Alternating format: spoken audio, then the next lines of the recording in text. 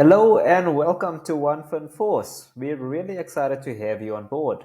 This short guide will help you set up your account and start seeing value right away.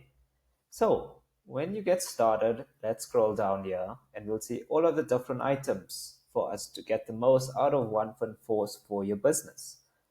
First, let's invite your team. Let's bring your finance, inventory, and logistics teammates into one first so everybody can start working together. To do this, I'm just going to select Invite Team.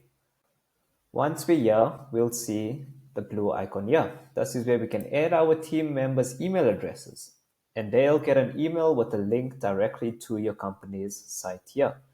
So we have a member called Sally at castros.com.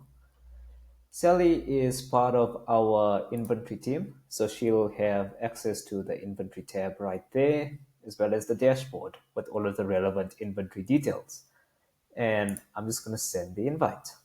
You'll see our pending invites went up there, and Sally will get an email to join our company is within the next few seconds.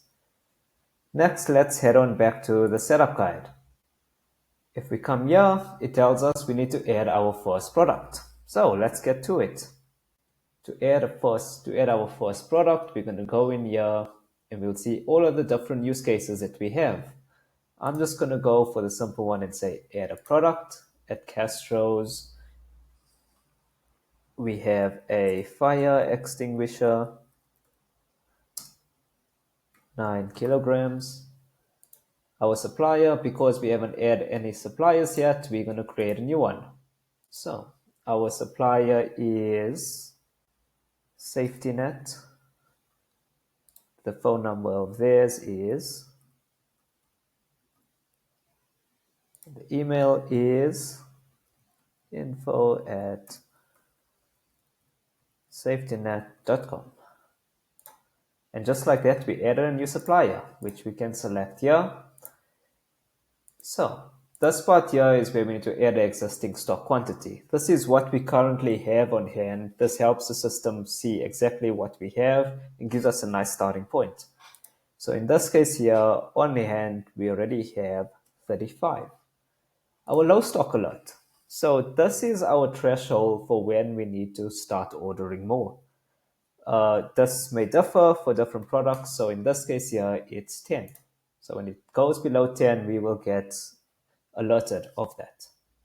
And in here, we can see that we have enough stock. That's our low stock threshold. That's our available stock and the product name right there. Next, if we go into the starting guide again, we'll see the different steps that we need to do. So right now, it's adding our first product order. So we can do that while we're on the same screen here. Let's add a new product order. It's from SafetyNet, which is our new supplier that we just created. This is the invoice number there. It's going to be 5,000 Rand.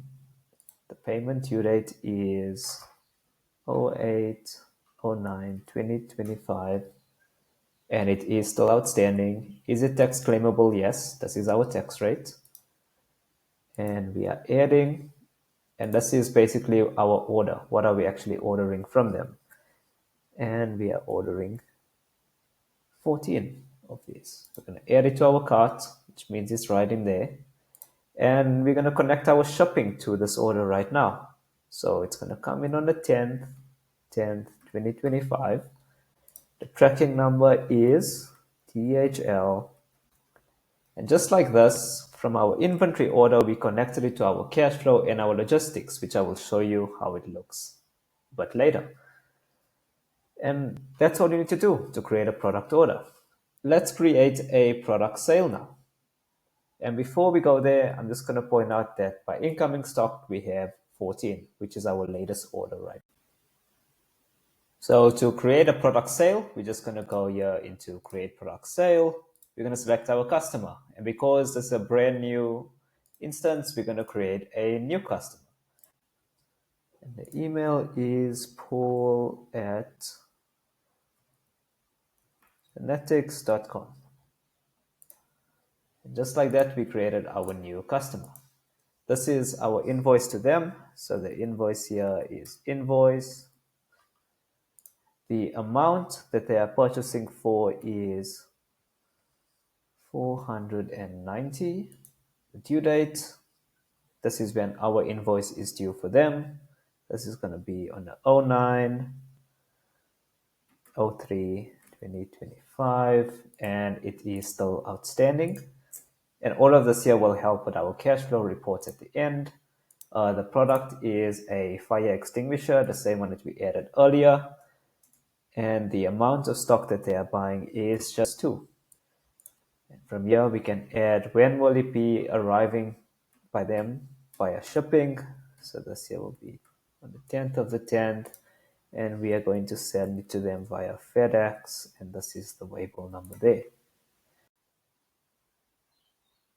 And that's basically our startup guide complete. Now, as we've added all of those different entries, we'll be able to see all of the information flow up into our dashboard, and we can start getting value from the app itself. Cheers, everyone. I hope you have a great day. Bye.